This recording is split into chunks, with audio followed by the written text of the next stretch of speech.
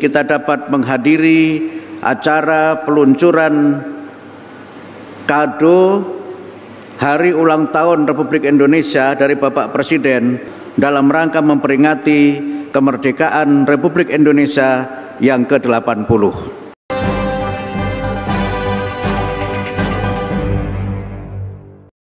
Dan yang berbahagia, para guru, baik yang hadir di kantor Kementerian Pendidikan Dasar dan Menengah maupun yang mengikuti acara ini di seluruh Indonesia.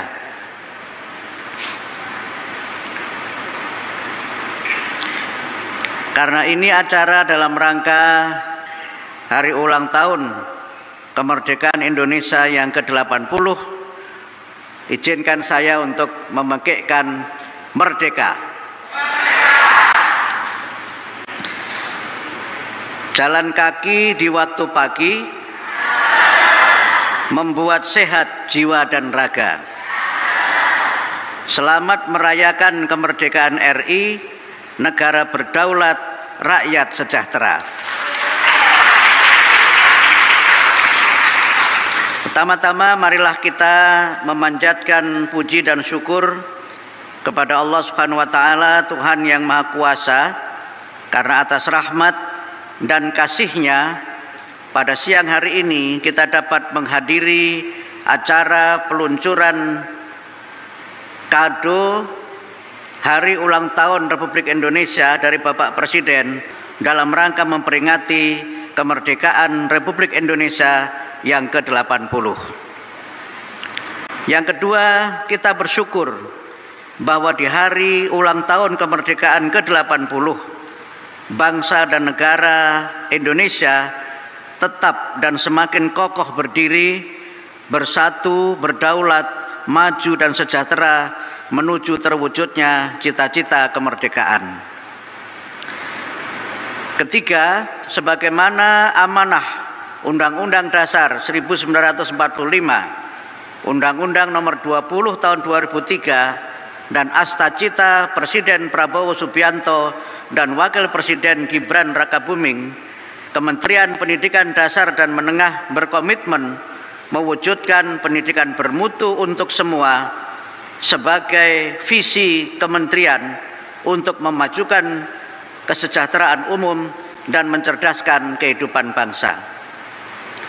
Dalam rangka mewujudkan visi tersebut, Kementerian Pendidikan Dasar dan Menengah menetapkan dan melaksanakan kebijakan strategis berupa peningkatan dan pemenuhan sarana dan prasarana pendidikan, peningkatan kesejahteraan, kompetensi, kinerja, dan pemenuhan kualifikasi guru, serta peningkatan kualitas pembelajaran dan prestasi belajar murid di jenjang pendidikan anak usia dini, pendidikan dasar, dan pendidikan menengah, jalur pendidikan formal, informal, dan non-formal. Terkait dengan pemenuhan sarana dan prasarana pendidikan, Kementerian Pendidikan Dasar dan Menengah melakukan revitalisasi dan renovasi gedung sekolah sebagai program prioritas Bapak Presiden. Dengan alokasi dana 16,9 triliun, tahun ini akan dilakukan revitalisasi dan renovasi 13.763 sekolah, meningkat 32,4% dari alokasi semula 10.395 sekolah. Program revitalisasi sekarang sudah mulai berlangsung dan diperkirakan menyerap 422.981 tenaga kerja di daerah. Selain itu, mulai tahun ini dilakukan program digitalisasi pendidikan melalui penyediaan Interactive Flat Panel atau IFP untuk meningkatkan kualitas pembelajaran. Pemenuhan sarana dan prasarana merupakan upaya peningkatan kualitas pendidikan secara eksternal, dan itu merupakan program prioritas Bapak Presiden sebagai bukti komitmen beliau untuk meningkatkan mutu pendidikan di Indonesia. Untuk meningkatkan kualitas pendidikan secara internal, Kementerian Pendidikan Dasar dan Menengah berusaha meningkatkan kualitas, kompetensi, dan kesejahteraan guru sebagai pemenuhan janji dan program prioritas hasil cepat Bapak Presiden. Tahun ini pemerintah memberikan insentif bagi 12.500 guru untuk menempuh jenjang pendidikan strata 1 melalui program rekognisi pembelajaran lampau atau RPL di 112 perguruan tinggi. Dana yang dialokasikan sebesar 37,5 miliar. Dalam rangka meningkatkan kesejahteraan guru, pemerintah memberikan insentif sebesar 300.000 untuk 341.248 guru honorer. Insentif untuk 7 bulan ditransfer langsung ke rekening masing-masing guru. Sekarang ini realisasi transfer sebesar 716 miliar sudah mencapai lebih dari 85%. Pemerintah juga menyalurkan bantuan subsidi upah untuk 253.407 guru PAUD non formal. BSU sebesar 300.000 untuk 2 bulan. Total BSU sebesar 125 miliar telah ditransfer langsung ke rekening masing-masing guru. Kami sampaikan bahwa mulai Maret 2025 tunjangan sertifikasi guru ditransfer langsung ke rekening masing-masing guru setiap bulan. Sebelumnya tunjangan ditransfer ke rekening guru setiap 3 bulan melalui pemerintah daerah. Per 5 Agustus 2025 sebanyak 1.438.029 atau 97,4% transfer telah dikirim langsung ke rekening masing-masing guru. Program-program tersebut merupakan terobosan pemerintah dan sekaligus kado Bapak Presiden Prabowo untuk para guru. Dengan kado tersebut, para guru sebagai garda terdepan pendidikan diharapkan meningkatkan kinerja dan kompetensi guna meningkatkan kualitas pembelajaran untuk kemajuan pendidikan dan pembentukan karakter bangsa, peradaban utama, dan kejayaan bangsa dan negara.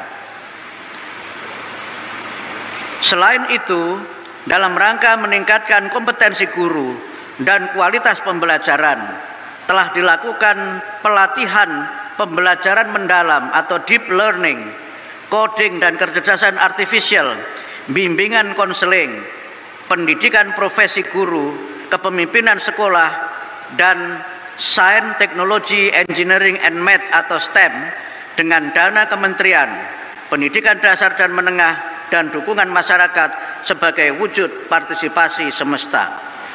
Akhirnya kami mengucapkan terima kasih kepada Bapak Presiden Prabowo dan para Menteri Kabinet Merah Putih, jajaran Kementerian Pendidikan Dasar dan Menengah, serta semua pihak yang telah mendukung dan memungkinkan pemenuhan pelaksanaan program-program pemerintah dan program utama Bapak Presiden sehingga program-program tersebut dapat berjalan sukses, lancar, dan bermanfaat. Dirgahayu Republik Indonesia yang ke-80. Bersatu, berdaulat, rakyat sejahtera, Indonesia maju. Boleh bangga bahwa kita telah menunjukkan suatu hasil yang menuju kepada sasaran-sasaran kita. Saya apresiasi kerja saudara-saudara sekalian. Saya merasakan dan saya menilai kabinet kita sekarang bekerja sebagai satu tim, saya merasakan ada suatu kekompakan, suatu kerjasama yang baik. Di sana sini tentunya masih harus kita perbaiki, itu wajar ya. Tetapi yang saya rasakan adalah semua menteri, semua wakil menteri punya keinginan yang sangat keras untuk memberi hasil kepada rakyat. Itu yang saya rasakan, dan saya ingin mengucapkan terima kasih kepada saudara sekalian. Demikianlah yang diharapkan rakyat kita. Kita berada di trajektori yang benar ya. Saudara sekalian,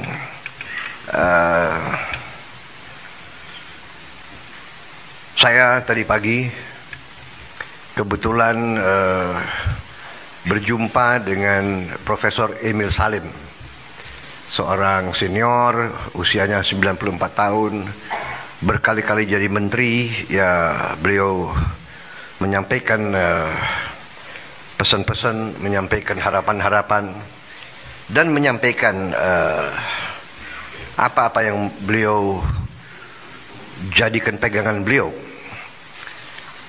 Inti yang saya kira saya tangkap dari beliau, beliau ingatkan bahwa seorang menteri adalah seorang pejabat negara.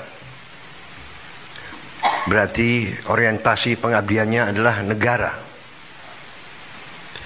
Kita dari sistem politik kita adalah politik konstitusional, di mana politik kita dijalankan melalui partai politik. Kedaulatan rakyat dilaksanakan melalui partai politik, melalui perwakilan. Dan itu benar bahwa sistem konstitusi kita bisa dikatakan adalah sistem campuran. Presidennya dipilih langsung dari rakyat, presidennya memiliki wewenang-wewenang presidensial, tetapi parlemen, DPR memiliki wewenang pengawasan, wewenang anggaran yang sangat besar. Dengan demikian kita telah menjalankan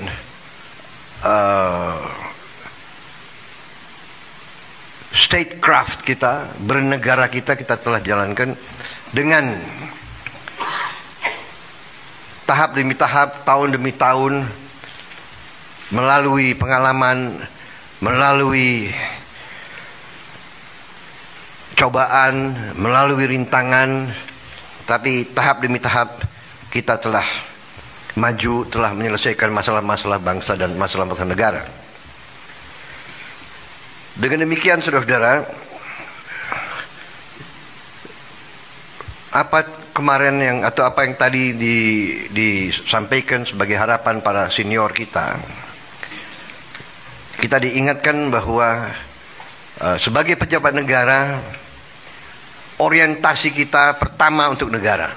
Kita memang ada yang berasal dari partai politik, ada yang berasal dari organisasi kemasyarakatan dan sebagainya, ada yang berasal dari dunia akademi, dunia ilmuwan, ada yang dari NGO, dari LSM. Tapi begitu kita sudah disumpah, begitu kita menjabat sebagai pejabat negara, orientasi kita, kepentingan kita adalah untuk negara. Dan untuk itu saya ucapkan terima kasih, karena saya rasakan walaupun begitu banyak tokoh-tokoh dari berbagai latar belakang, tapi yang saya rasakan sekarang orientasi kita adalah kepentingan negara, kepentingan rakyat. Dan saya kira ini dirasakan oleh rakyat kita. Saudara-saudara, Dari hasil sementara kita merasakan bahwa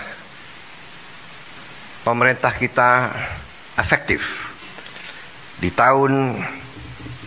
akhir tahun 24, liburan hari Natal, tahun baru berjalan dengan lancar, dengan aman. Untuk itu saya ucapkan terima kasih kepada seluruh pejabat terkait dan jajarannya yang telah bekerja keras, Menko Polkam, Menko Infrastruktur,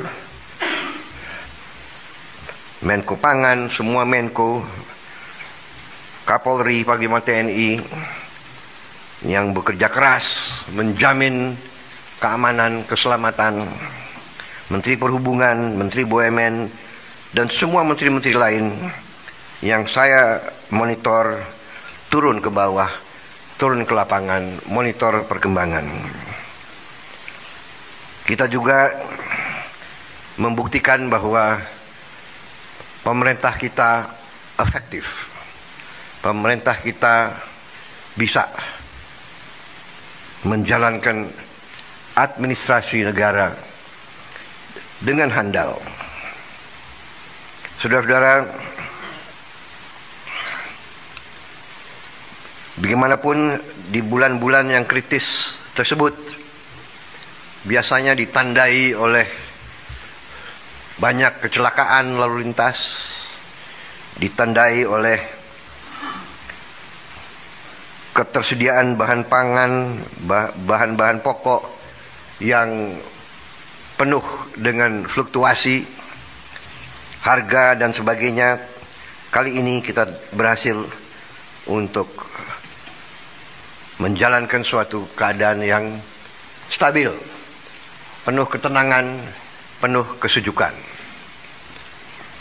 Di tengah banyak dunia dilanda konflik, ketegangan, krisis, bahkan perang, kita mampu menjaga kesejukan, ketenangan, perdamaian di negara kita.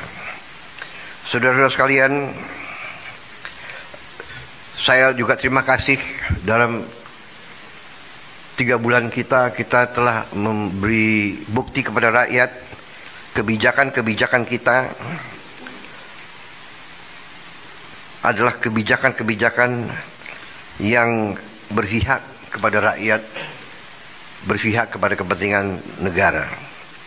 Yang pertama tentunya saya menyampaikan apresiasi kepada Menteri Keuangan dengan semua timnya yang telah menyusun APBN dengan baik, dengan cermat, kerja keras, karena saya terus-menerus monitor, saya terus-menerus menuntut penghematan, efisiensi. Saya menuntut keberanian memotong hal-hal yang tidak esensial.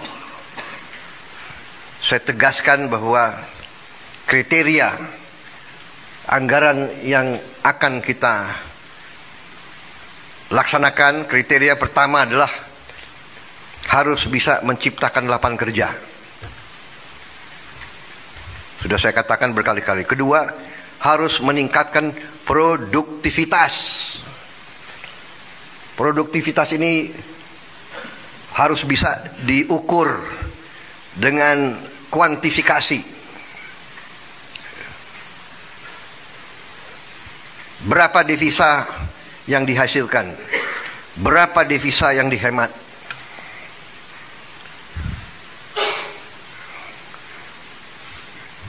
Kemudian kriteria selanjutnya adalah harus mengarah kepada swasembada pangan dan swasembada energi. Kita harus mampu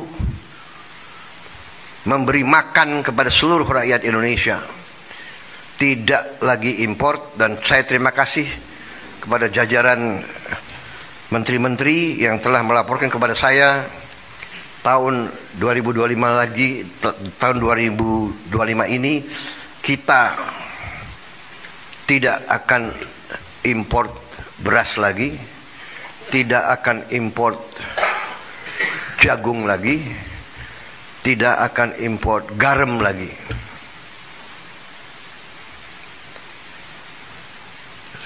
Artinya, target yang saya berikan kepada kabinet bahwa Indonesia kita harus swasembada pangan dalam waktu 4 tahun. Alhamdulillah, target itu bisa kita capai akhir 2025, paling lambat awal 2026. Jadi mungkin 3 tahun lebih cepat dari sasaran yang kita tetapkan. Artinya bahwa dengan niat baik, dengan kerja keras, ya, dengan orientasi kepada negara dan bangsa, kebijakan yang masuk akal akan membuahkan hasil yang cepat. Ini harus kita yakini.